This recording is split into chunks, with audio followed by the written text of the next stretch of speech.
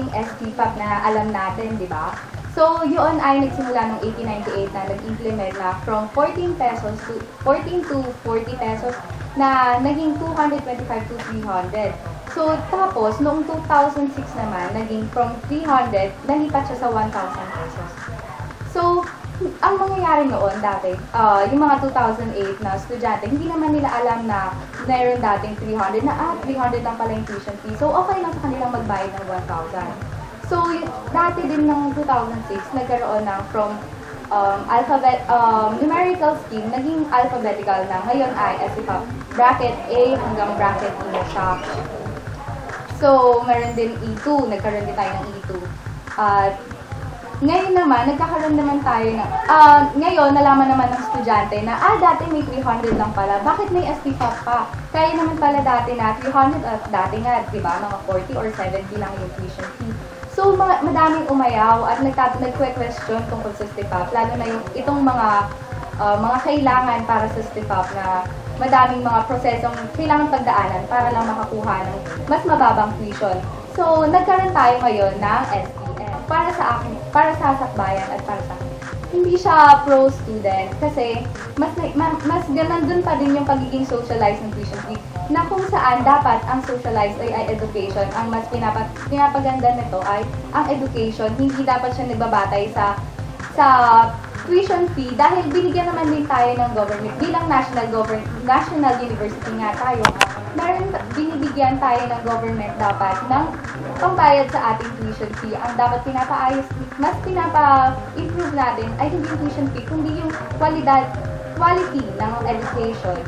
At dahil alam naman natin na isa ang education sa pinaka-importanting parte ng ating ng ating Pilipinas, dapat yun yung pina-prioritize natin at dapat mas binibigyan ng government na mas makapag-aral, yung mga mas maraming tao, mas maraming Pilipino ang makapag-aral.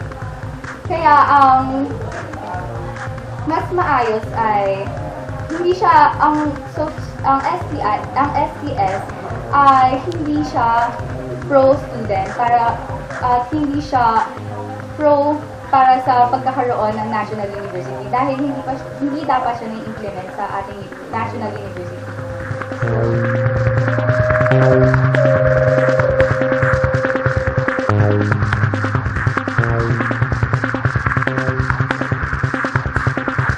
Bali, sa nakikita naman natin sa US ngayon, naging maganda naman yung, maayos at maganda naman yung pagpapatakbo nila.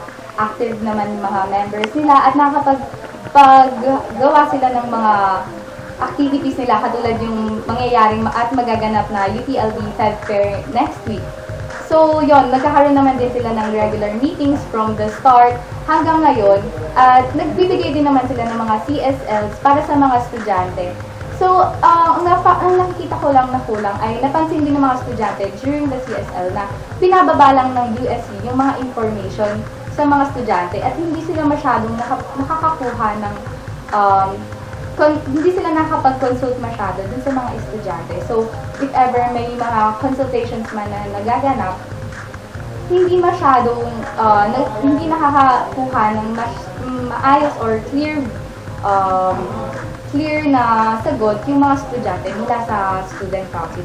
At hindi masyado sigurong nakapag-focus yung mga council sa pagkakaroon ng paggagawa ng mga actions tungkol sa mga current issues na naganap noong taon na naninilihan sila. So kami sa Sakbayan kasi naniniwala kami na dapat maging consultative at maging collective ang isang student council. So kung nasa USC ka man or CSC, dapat kasama yung mga estudyante, inform sila sa lahat ng mga ginagawa. Simula umpisa pa lang, kung may mga issues man, dapat naibababa ito sa mga estudyante at nai-inform sila. At the same time, kumukuha yung USC ng mga informations at ng mga suggestions and comments mula sa mga estudyante na kanilang pinagsisilbihan. So, yun.